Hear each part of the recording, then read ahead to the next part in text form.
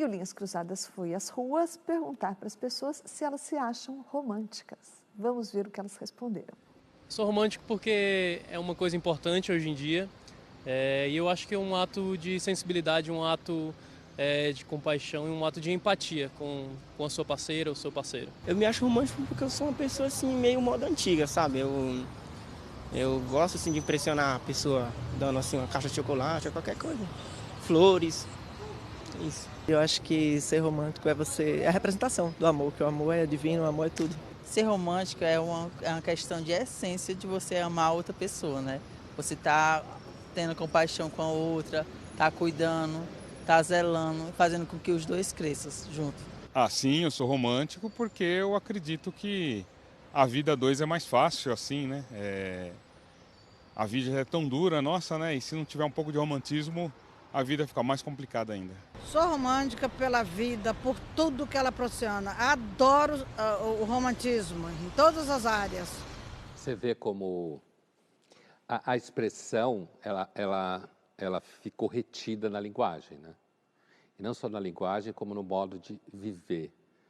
A ideia de que ser romântico é amar a vida.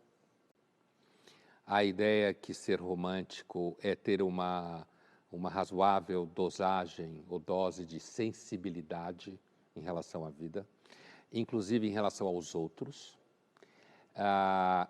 Agora, isso tudo misturado com elementos muito atuais, porque assim, o romantismo enquanto tal, apesar de que ele produziu utopias, o romântico era antes de tudo alguém que não conseguia sair do que ele sente. Então, não é necessariamente alguém.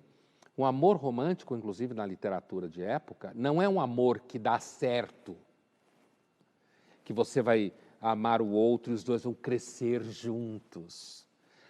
Então, tem no entendimento do romantismo aqui, que navega por essa ideia de amar a vida, ter sentimentos, cuidar do outro, uma lógica que já está permeada pela ideia de crescimento, sucesso, que se você amar uma pessoa, necessariamente vai dar certo.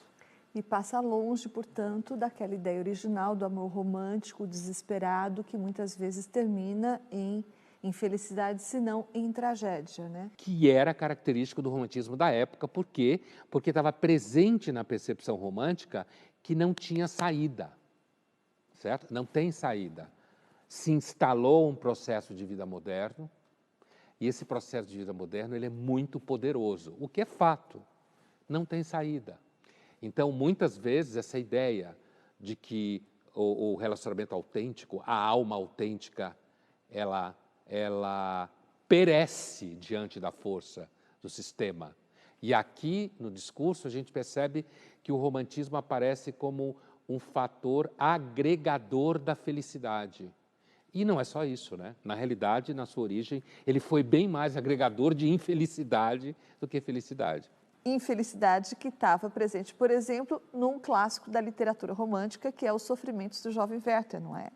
É um romance em que tem um jovem, o Werther, que é apaixonado pela Charlotte, que vai se casar ao longo do romance, né? Mas que já é comprometida, e que esse jovem, ele idealiza a Charlotte. Então ele fica conversando com ela, e ela vai cuidar de crianças, ele vai junto, passeiam.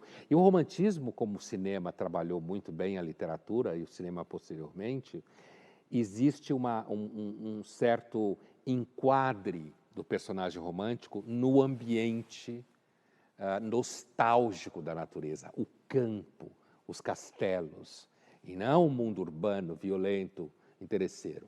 E aí, no Jovem Werther, o que acontece é que, assim, ele vai se desesperando à medida que ele vai percebendo que não tem esperança com a Charlotte, porque a Charlotte é fiel ao seu marido, né? E à medida que ele vai entrando, vai ficando melancólico, a natureza vai ficando sombria para ele. Tem um detalhe muito interessante nesse romance, que sempre vale a pena mencionar, é um romance epistolar de cartas. E ele está trocando uma carta com um amigo e ele faz uma referência a uma carta que a mãe mandou. E nessa carta que a mãe mandou, a mãe fala para ele que ele tem que fazer alguma coisa. E ele comenta com o amigo depois, minha mãe disse que eu não faço nada, como assim? Eu amo.